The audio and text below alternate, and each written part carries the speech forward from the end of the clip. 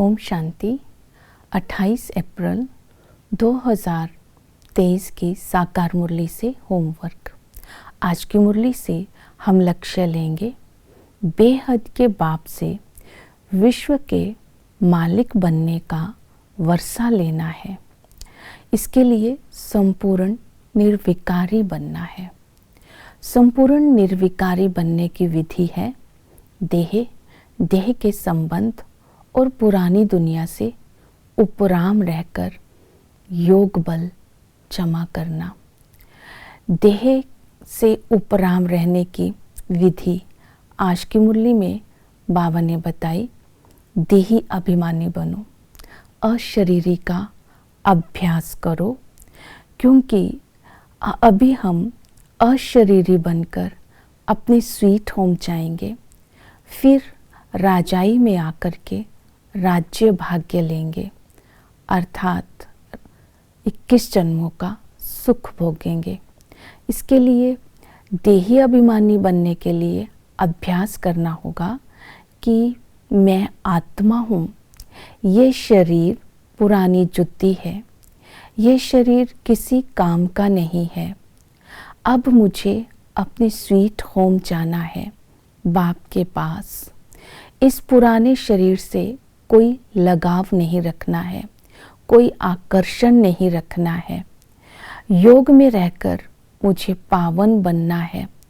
अपने लक्ष्य को, अपने घर को और बाप को याद करते रहेंगे तो इस देह से उपराम होते जाएंगे। दूसरी विधि बताई, पुरानी दुनिया से उपराम रहना है, लगाव मुक्त रहना है। इसके लिए बाबा ने इस पुरानी दुनिया से वैराग्य दिलाया।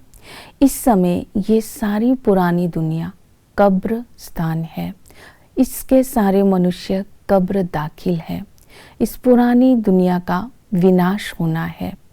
ये पुरानी दुनिया गई के गई।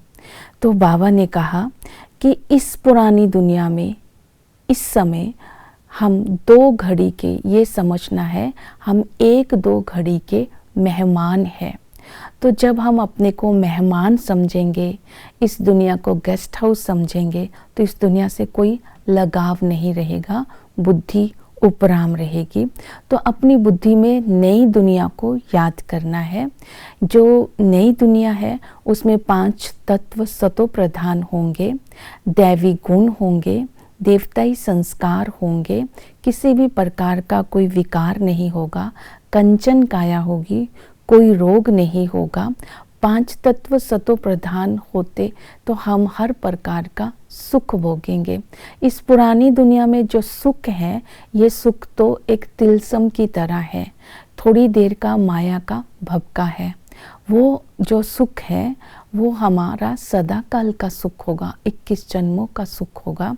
तो आत्मा भी वहाँ पावन होगी, शरीर भी पावन होगा।